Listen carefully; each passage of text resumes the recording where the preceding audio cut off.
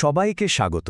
আজকে আমরা এসকিউএল এর বেসিক লেভেল থেকে এক লাফে চলে যাব আরও অ্যাডভান্সড কিছু কনসেপ্টে, মানে কিভাবে ডেটার সাথে আরও স্মার্টলি কাজ করা যায়, ডেটাবেসকে আরও এফিশিয়েন্ট বানানো যায়, এসব কিছুই দেখব আমরা।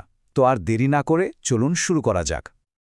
আচ্ছা, ডেটাবেসে কাজ করতে গিয়ে কি প্রায়ই এমন হয় না যে দরকারি তথ্যগুলো সব আলাদা আলাদা টেবিলে ছড়ানো ছিটানো, আর সেগুলোকে এক জায়গায় আনতে গিয়ে রীতিমতো হিমশিম খেতে হয়? আর যদি এমন হয় যে একই রকম জটিল কোয়েরি রোজ রোজ লিখতে লিখতে ঘেমে চলে এসেছে, তাহলে আজকের এই আলোচনা কিন্তু একেবারে পারফেক্ট। আমরা এমন কিছু টুলস নিয়ে কথা বলবো যা এই পুরো প্রক্রিয়াটাকে অনেক সহজ করে দেবে। তো আমাদের প্রথম টপিক হল জয়েন্স। এটাকে বলা যায় ডেটাবেসের একটা সুপার পাওয়ারফুল টুল। এর কাজ হল ওই যে ছড়িয়ে ছিটিয়ে থাকা ডেটা, সেগুলোকে এক সুতোয় গেঁথে ফেলা। ধরুন না, কাস্টমারের তথ্য একটা টেবিলে আর তাদের অর্ডারের তথ্য আরেকটা টেবিলে। জয়েন্স ব্যবহার করে এই দুটো টেবিলকে এক করে ফেলা যায় চোখের পলকে। তো জয়েন অপারেশনসটা আসলে কি?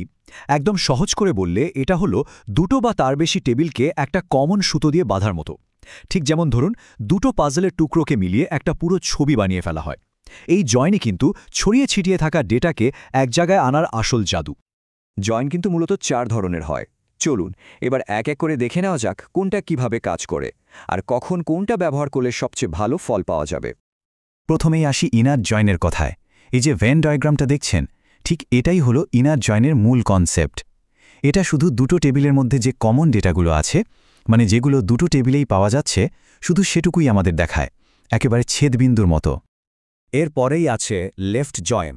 নাম শুনেই বোঝা যাচ্ছে এটা বাম দিকের টেবিলকে বেশি গুরুত্ব দেয়। মানে বাম টেবিলের সব ডেটা তো আসবেই, সাথে ডান টেবিল থেকে শুধু সেই ডেটাগুলো আসবে যেগুলো বাম টেবিলের সাথে মিলেছে। ধরুন, বাম টেবিলে সব কাস্টমারের নাম আছে, কিন্তু ডান টেবিলে কিছু কাস্টমারের অর্ডার ডিটেলস আছে। লেফট জয়েন করলে সব কাস্টমারের নাম দেখাবে, কিন্তু অর্ডার ডিটেলস শুধু তাদেরই দেখাবে যাদেরটা পাওয়া গেছে। রাইট জয়েন হল লেফট জয়েনের একদম উল্টোটা, যাকে বলে আয়নার প্রতিবিম্ব। এটা ডান টেবিলের সব ডেটা দেখায় আর বাম টেবিল থেকে শুধু মিলে যাওয়া ডেটাগুলো তুলে আনে। কি ব্যাপারটা বেশ সহজ, তাই না? আর একদম শেষে আছে ফুল জয়েন। এটা কোনো ডেটাকেই বাদ দেয় না। বাম টেবিল, ডান টেবিল, সব ডেটা যা মিলেছে আর যা মেলেনি সব কিছুকেই একসাথে করে দেখায়। এক কথায় দুটো টেবিলকে পুরোপুরি মার্জ করে ফেলে। তো ডেটা কানেক্ট করা তো শিখলাম।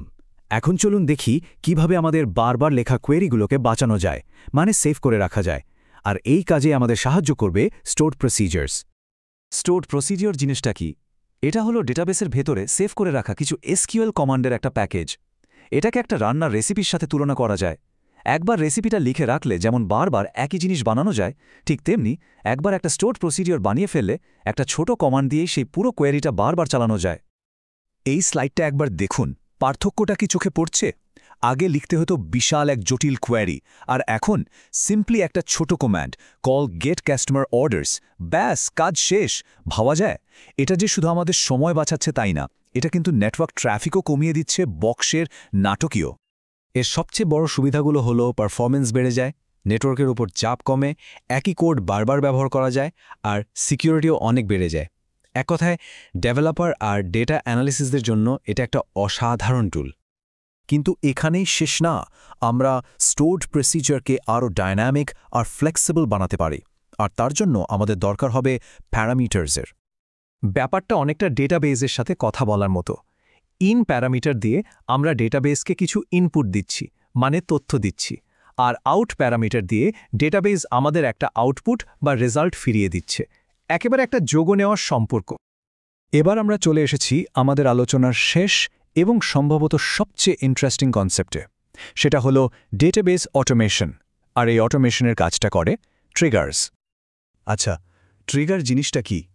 এটাকে একটা স্পেশাল ধরনের স্টোরড প্রসিজার বলা যেতে পারে। এর আসল কাজ হলো অটোমেশন। ধরুন একটা মোশন সেন্সর লাইট, কেউ সামনে এলেই যেমন ফট করে জ্বলে ওঠে, ট্রিগারও ঠিক তেমনই। ডেটাবেসে কোনো একটা নির্দিষ্ট ঘটনা, যেমন ধরুন ডেটা ইনসার্ট হলো বা আপডেট বা ডিলিট ঘটলেই ট্রিগারটা নিজে থেকেই অ্যাক্টিভেট হয়ে যায়। দারুণ না ব্যাপারটা? চলুন একটা উদাহরণ দিয়ে ব্যাপারটা পরিষ্কার করা যাক। ধরুন আমরা এই আপডেট কমান্ডটা চালালাম। এখানে একজন এমপ্লয়ির শেষ নামটা পরিবর্তন করা হচ্ছে। এখন কথা হলো, এই যে একটা পরিবর্তন হলো, এটার কোনো রেকর্ড কি রাখা হয়েছে? আমরা পরে কিভাবে জানব যে এই পরিবর্তনটা করা হয়েছিল? এখানেই কিন্তু ট্রিগারের আসল খেলা। আর এই স্লাইডটাই হলো সেই খেলার রেজাল্ট। দেখুন, একটা বিফোর আপডেট ট্রিগার সেট করা ছিল, আর তাই আপডেট হওয়ার আগেই পুরনো রেকর্ডটা সে নিজে থেকেই আমাদের অডিট টেবিলে সেভ করে রেখেছে। আমাদের কিন্তু এর জন্য আলাদা করে কিছুই করতে হয়নি, পুরোটাই অটোমেটিক। তাহলে এখন যেহেতু ডেটাকে কানেক্ট করা, লজিককে প্যাকেজ করা আর পুরো প্রক্রিয়াটাকে অটোমেটিক করার মতো পাওয়ারফুল টুলস আমাদের হাতে আছে, এবার ভাবার বিষয় হলো এই জ্ঞান কাজে লাগিয়ে আমাদের ডেটাবেসকে আরও স্মার্ট করে তোলার জন্য এরপর কি তৈরি করা যায়।